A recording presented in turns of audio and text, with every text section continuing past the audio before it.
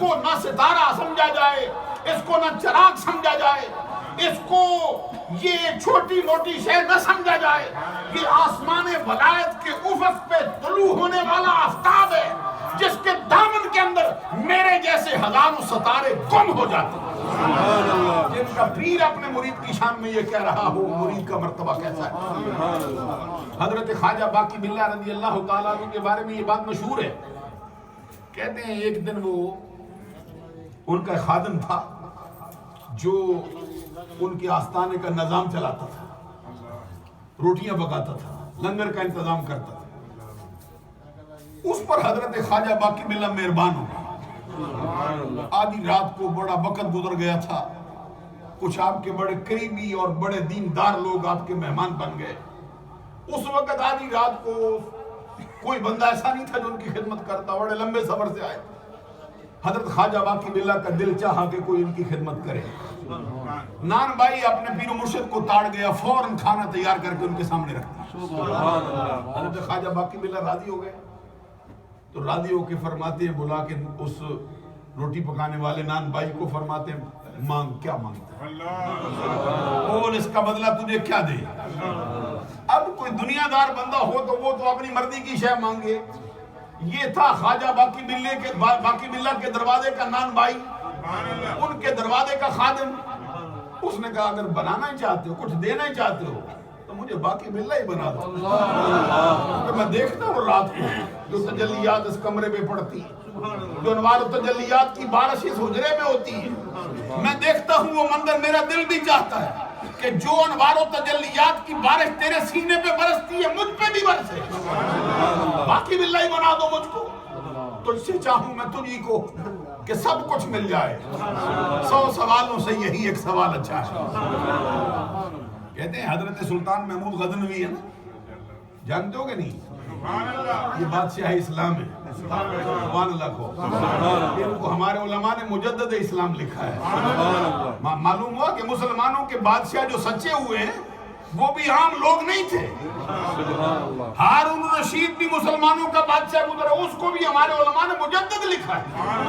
سلطان محمود غزنوی کو مجدد، حضرت سلطان اورنگزیب عالمگیر کو بھی بعض علماء نے مجدد اسلام لکھا۔ معلوم ہوا کہ یہ بادشاہ وقت اتنی اونچے درجے پر بھی فائد ہو جائے تو وہاں پر بھی ولایت دستیاب ہو سکتی ہے، شرط یہ ہے کہ محمد عربی کی سنت کے سانچے میں ڈلا ہوا ہو۔ سلطان محمود غزنوی کا خادم تھے نا وہ مشہور، جن کے حضرت ایاز، مشہور شعر بھی ان کے بارے میں آیا ہے علامہ اقبال کے، جس میں کہتے ہیں ایک ہی صف میں کھڑے ہو گئے محمود و ایاز، نہ کوئی بندہ رہا نہ کوئی بندہ نواز۔ سلطان محمود غزنوی اور ایاز کا بڑا ایک سلسلہ تھا، جیسے پیر مرید کا ہوتا ہے، جیسے محب اور محبوب کا ہوتا ہے، جیسے پروانہ شمع کا ہوتا ہے۔ ایک وہ غلام تھا آپ کا ایاز، آپ نے مہربانی کر کے اس کو اپنا وزیر بنا لیا، تو وہ آپ کی زلفوں کا اسیر تھا۔ حقیقت میں حضرت محمود غزنوی خود اس کی زلفوں کے اسیر ہو گئے۔ حضرت مولانا روم نے بڑی اس کے بارے میں عقائد لکھی، حضرت سعدی شیرازی نے جو عقائد لکھی وہ میں سنانے لگا ہوا۔ وہ کہتے لوگ شکایت کرتے تھے، بڑے بڑے وزیر اسے کہتے تھے ہر شے اس پہ قربان کرتے رہتے ہو، کسی کام کا تو ہے نہیں ہے، اس کو یہ چاہیے، اس کو یہ چاہیے، اس کو یہ چاہیے، آپ سے تو محبت کرتا ہی نہیں۔ کہتے سلطان محمود غزنوی کا اچھا چلو کبھی موقع آئے گا تو پھر بتائیں گے آپ۔ جب سلطان محمود غزنوی نے سومنات کا مندر فتح کیا، سومنات کا مندر فتح کر کے جو سونا، جو چاندی، جو ہیرے جواہرات ملے تھے، ایک بہت بڑا اس کا اونٹ تھا خاکستری رنگ کا، اس کے اوپر لاد دیا۔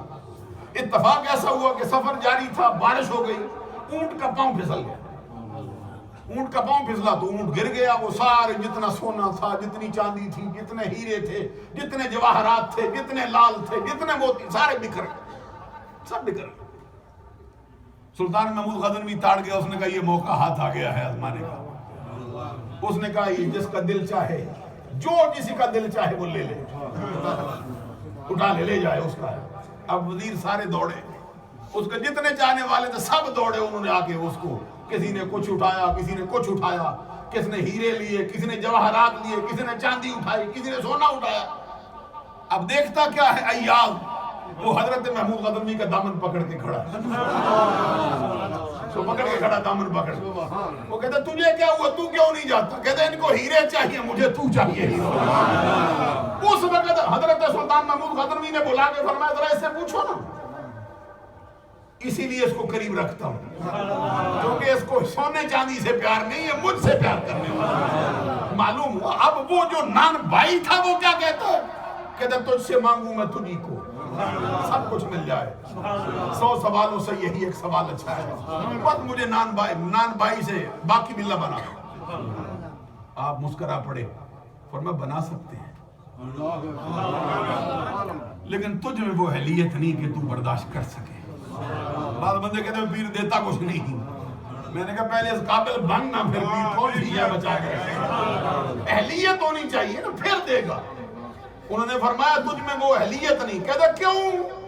کہتے ہیں وہ جو انوار التجلیات کی بارش برستی ہے نا, وہ باقی باللہ کے سینے کے سوا کوئی سینہ برداشت نہیں کر سکتا. وہ تجھ پہ پڑ گئی تو مر جائے گا, تو زندہ نہیں رہ سکتا. آگے سے وہ تھا پکا مرید, اس نے کہا مروں یا رہ جاؤں ایک مرتبہ نظارہ تو کروانا, میں بھی تو دیکھوں کہ تیرے اوپر تجلیات کیسے برستی. حضرت خواجہ باقی باللہ رضی اللہ تعالیٰ نے جب اس کی ضد دیکھی, اس کا اخلاص دیکھا, اسے لے گئے. عشاء کی نماز پڑھ کے دروازے کا حجرہ بند کر دیا, اندر رکھا, تجلی ڈالی اس میں, توجہ کی. پوری رات آپ کی توجہ جاری رہی. فجر کی نماز کا وقت ہے, فرمایا دروازہ کھولا. اب دروازہ کھلا تو دیکھنے والے دیکھتے تھے کہ اب نان بھائی کوئی نہیں تھا. جو دیکھتا تھا ادھر بھی باقی باللہ نظر آتا ہے, ادھر بھی باقی باللہ نظر آتا ہے, جدھر نگاہ پڑتی باقی باللہ ہی نظر آتا.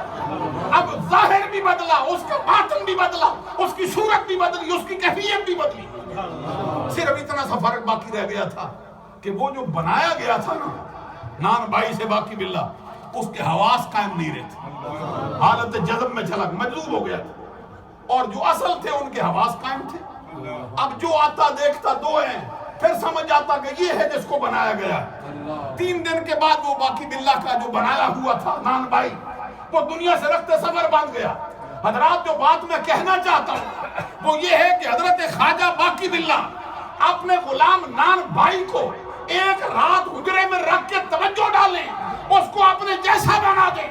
آقا کونین نے ہجرت کی رات غار ثور میں ابو بکر صدیق کو 1 رات نہیں, 2 رات نہیں, پوری 3 راتیں اپنی توجہ سے نوازا تھا. کیا بنایا ہوگا ابو بکر, کیا بنایا ہوگا ابو بکر. 3 راتیں مصطفیٰ کی نگاہوں نے جس کو پھیل دیا تھا. صحیح بخاری میں یہ بات لکھی, حضرت صدیق اکبر رضی اللہ تعالیٰ عنہ کو جب غار ثور میں 3 راتیں دستیاب ہوئی تھی, اس کے بعد جو شخص بھی ابو بکر سے ملتا تھا, آقا کونین سے ملتا تھا, پہچان نہیں سکتا تھا کہ غلام کون ہے اور آقا کون. یہاں تک کہ حضرت ابو بکر صدیق اسی سفر میں جب شہر مدینہ میں داخل ہوئے, مدینہ والے لوگوں نے سرکار کو پہلے بھی دیکھا تھا. حضرات توجہ طلب ہے یہ بات, جیسے ہی آئے نا استقبال کرنے کے لیے, صدیق اکبر دیکھ رہے تھے کہ لوگوں کے لیے پہچاننا مشکل ہو رہا ہے, نہیں سمجھ رہے کہ آقا کون ہے, غلام کون ہے, ابو بکر کون ہے, مصطفیٰ کون ہے. اس وقت حضرت صدیق اکبر رضی اللہ تعالیٰ عنہ نے پھر کمال فراست سے بات کو سمجھ لیا اور اپنے کندھے سے چادر اٹھائی, سرکار کے سر پر ڈال دی. حالانکہ آقا کونین کے اس سفر میں سرکار کو گرمی سے بچنے کے لیے, دھوپ سے بچنے کے لیے چادر کی ضرورت نہیں تھی کہ بادل آپ کے سر پہ سایہ کر کے چلتا. حضرت ابو بکر نے اپنی چادر اوپر اڑا دی تاکہ لوگوں کو پتا چل جائے کہ ہم غلام ہیں, یہ آقا ہیں. عزیزان گرامی قدر, یہ مرتبہ ابو بکر صدیق کو عطا کیا گیا. پھر سرکار نے فرمایا وَاتَقَ بِلَالًا مِّن مَالِهِ, اللہ ابو بکر پہ رحم کرے, اس نے بلال کو اپنا مال دے کر خرید کے آزاد کیا. یہ جو نا حضرت بلال حبشی کا خریدنا, یہ کیسا ہے اور کتنا مال خرچ کیا صدیق اکبر رضی اللہ تعالیٰ عنہ. انشاءاللہ العزیز اگلے جمعۃ المبارک پر آپ کی خدمت میں عرض کریں گے, چونکہ وقت اپنے دام